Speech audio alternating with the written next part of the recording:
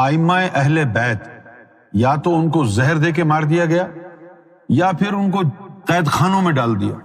امام ابو حنیفہ کو قید خانے میں ڈال رکھا، امام جعفر صادق نے قید خانے میں وقت گزارا، مجدد الافسانی کو یعنی بادشاہ وقت نے قید خانے میں ڈال دیا. اس راستے پر چل کر تم ان چیزوں سے ڈر کیوں رہے ہو؟ یہ سولی پہ چڑھنے کا راستہ ہے، یہ قید خانوں میں رہنے کا راستہ ہے، راہ حق.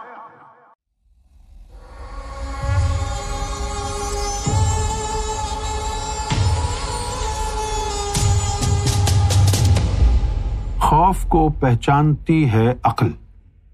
اگر کوئی شخص ذہنی توازن اس کا خراب ہے تو وہ اگر کسی خطرے میں بھی ہے تو وہ بے پرواہ بیٹھا رہتا ہے، کیونکہ خوف کو پہچاننے والی جو چیز ہے وہ عقل ہے. تو یا تو پاگل کے اوپر خوف نہیں ہوتا یا ولی پہ خوف نہیں ہوتا. وجہ کیا ہے؟ پاگل کی عقل متاثر ہے اور ولی کی عقل چلی گئی ہے. عشق آمد عقل آوارہ شد، مولانا روم نے کہا ہے. When love arrives, the intellect departs.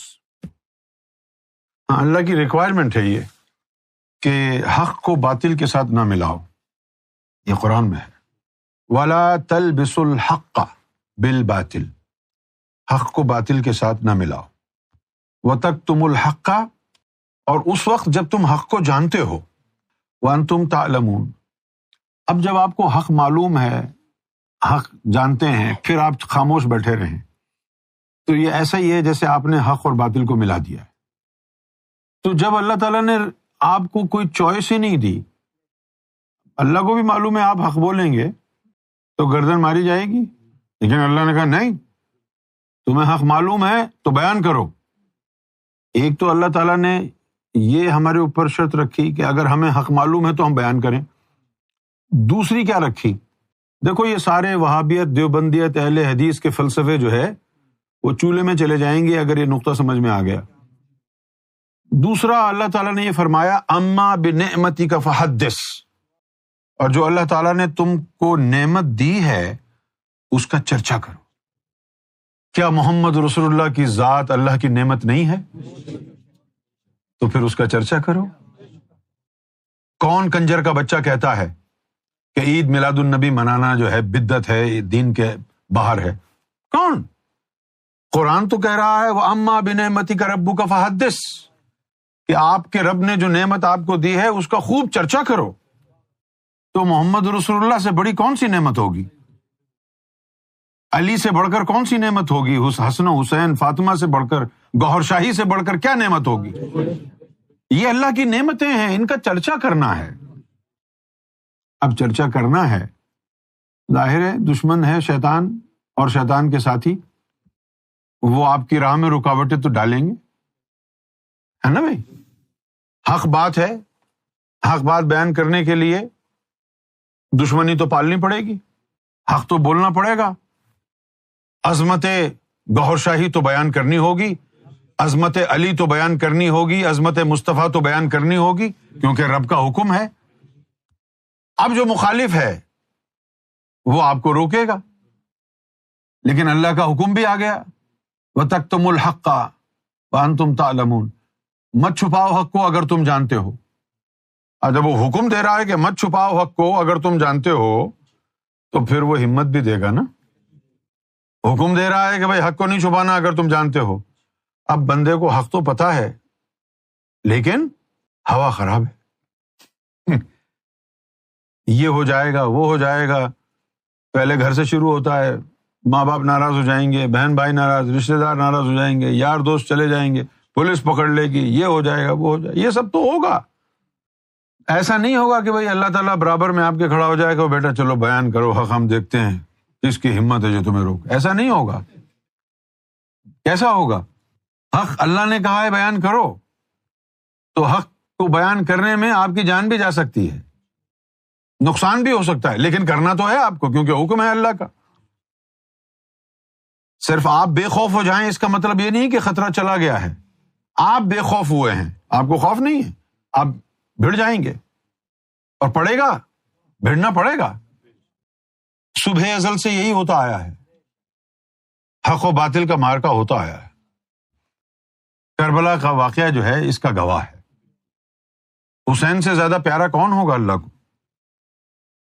ہے کوئی؟ لیکن یہ نہیں ہوا کہ بھئی اللہ تعالیٰ کربلا کے میدان میں آ گئے ہوں اور کہاں ہے یزید تیری. نہیں، بلکہ امت کے لیے ایک راستہ اس کا تعین کیا امام علی مقام نے کہ اس طرح حق بیان کرنا ہے، ڈٹ جانا ہے، بھلے جان کی قربانی دینی پڑے، بھاگنا نہیں ہے. جو لوگ یہ سمجھتے ہیں ہم تو حق پر ہیں، ہم تو حق پر ہیں، بالکل حق پر ہو. تو جب ہم حق پر ہیں تو ہمیں کوئی نقصان نہیں پہنچا سکتا، اور جب نقصان حق کے راستے میں پہنچ گیا تو بدگمان ہو جاتے ہیں. ارے یہ کیا ہو گیا، کوئی روحانی طاقت نہیں ہے تمہارے پاس، دیکھو ہم کو یہ نقصان ہو گیا. ارے واہ، حضور پاک صلی اللہ علیہ وسلم کے پاس نہیں تھی روحانی طاقت؟ انہوں نے جو مار کے جنگیں لڑی ان کے اندر لوگ شہید نہیں ہوئے؟ جنگ بدر کا حال نہیں جانتے تم؟ کربلا کا حال نہیں جانتے تم؟ محمد رسول اللہ صلی اللہ علیہ وسلم کے عزیز ترین چچا امیر حمزہ کا حال نہیں دیکھا تم نے؟ یہ سب کیا تھا؟ حق کے لیے جان کے نذرانے پیش کیے اور ثبوت دیا اللہ تعالیٰ کو کہ ہم تمہارے جینون چاہنے والے ہیں، ہمیں اس زندگی کی پرواہ نہیں ہے. اگر آپ اس میں تکیہ کر کے بیٹھ جائیں، لو جی ہم کو تو پولیس پکڑ کے لے گئی، ہم کو تو جیل میں ڈال دیا، ان کے پاس کوئی روحانی طاقت ہی نہیں ہے. تم یہ بتاؤ، محمد رسول اللہ جب مکے میں تھے تو انہوں نے نجاشی کے پاس مسلمانوں کا گروپ کیوں بھیجا تھا کہ وہاں جا کے اسائلم لو؟ تو تمہارے فارمولے کے نزدیک تو محمد رسول اللہ کے پاس بھی کوئی پاور نہیں تھی؟ تھی کوئی پاور حضور کے پاس؟ نہیں تھی نا. اور پوچھئے، پھر ایک رات یہ بھی ہوا کہ نبی مکرم صلی اللہ علیہ وسلم نے مولا علی کو اپنے بستر پر لٹا دیا اور خود چلے گئے، obviously for the safety. لیکن رحمت للعالمین، اللہ کے محبوب آخری پیغمبر جن کو اللہ صبح شام کہتا ہے کہ میں تمہارے ساتھ ہوں، مکے میں رہتے. کس سے خوف تھا؟ کافروں سے ڈر گئے تھے؟ کچھ تو یہ کہتے ہیں کہ تم نے اپنی روحانیت فریز کی ہوئی ہے، کچھ کر کے دکھاؤ، طاقت دکھاؤ، کر کے دکھاؤ کچھ. میں آپ کو واقعہ بتاتا ہوں. بلال حبشی غلام تھے، کافر کے غلام تھے. وہ اسلام لے آئے، اسلام قبول کر لیا. تو ان کا جو آقا تھا اس نے اس کو کہا کہ اسلام چھوڑ دو. اس نے کہا نہیں چھوڑوں گا. لوہے کی سلاخیں گرم کر کے اس کے بلال حبشی کی کمر پہ لگاتا، وہ جسم جلاتا. تو ایک دفعہ یہ عمل ہو رہا تھا اور حضور سامنے سے گزر رہے تھے. بلال حبشی یوں کر کے حضور کو دیکھ رہا تھا. اس کا یہ خیال تھا کہ ابھی جو ہے پھونک ماریں گے اور سب ختم ہو جائے گا. لیکن حضور وہاں سے چلتے ہوئے، آنکھ بھی نہیں ملائی حضور نے اس سے، اور وہاں سے آرام سے گزر گئے. بعد میں پھر چند روز بعد حضور نے ذکر کیا کہ کوئی ہے جو اسلام کی مدد کرے. نام نہیں لوں گا، ایک شخص آگے بڑھا، وہ گیا. پھر اس نے جا کے اس کے آقا کو پیسے دیے، منہ مانگے، بلال حبشی کو خرید لیا. اس طرح ان کی جان چھٹی.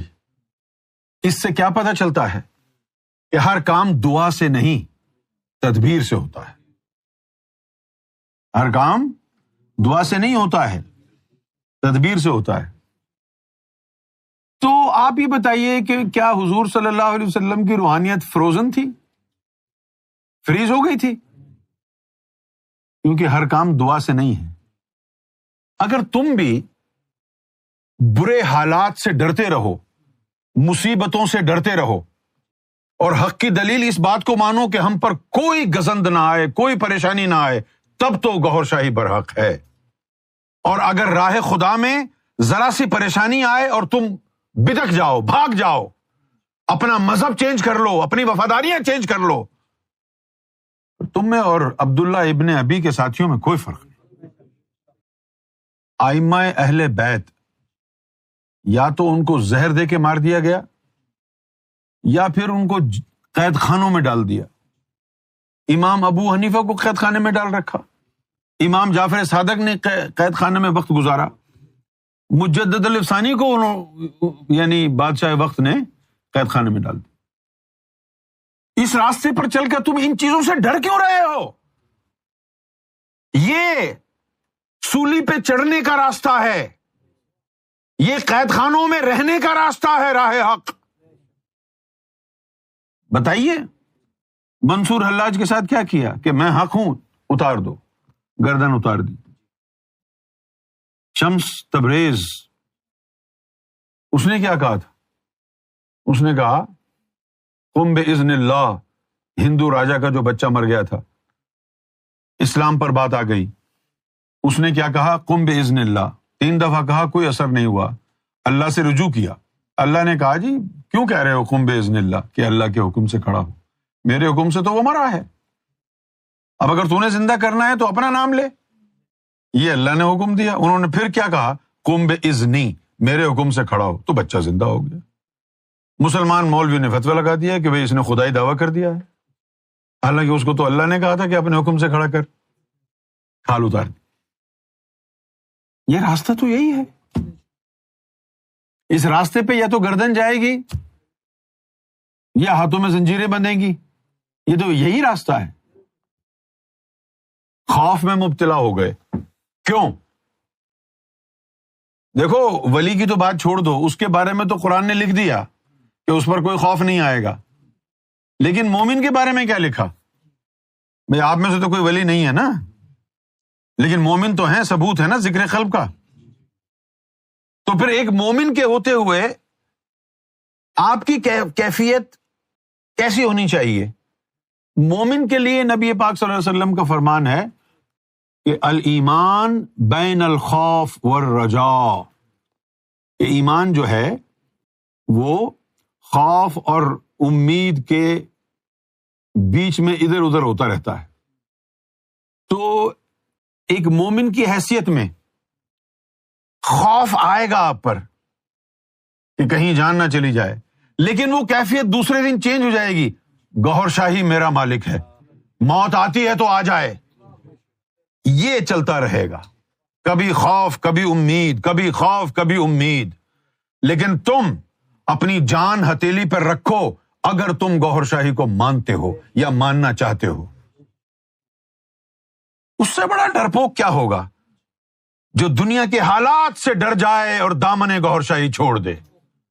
اس سے بڑا ڈرپوک بزدل کون ہوگا؟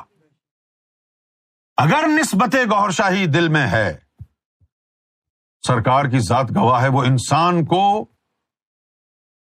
لاخوف کر دیتی ہے اگر نسبت ہے تو. اور اگر نسبت نہیں ہے، ادھر سے ادھر سے ڈرتا ہے، تیرا گوہر شاہی سے تعلق نہیں ہے. جن کا گوہر شاہی سے تعلق ہوتا ہے، سب سے بڑی خوبی ان کی ہوتی ہے، وہ وفادار ہوتے ہیں. سرکار کے نالین مبارک کو سینے سے، آنکھوں سے، لبوں سے جدا نہیں کر سکتے. خوف جو ہے نفس کی طرف سے ہے. اب اگر نفس ہی پاک ہو گیا تو پھر خوف کیسے آئے گا؟ جب کبھی خوف کبھی امید آئے تو سمجھ جاؤ مومن ہو. جب بالکل خوف نہ آئے، جان ہتھیلی پہ رکھ کے گھومو نام گوہر شاہی پر، پوچھنا نہیں کسی سے تصدیق کے لیے، ولی ہو. کیونکہ لا خوف علیہم ولا ہم یحزنون.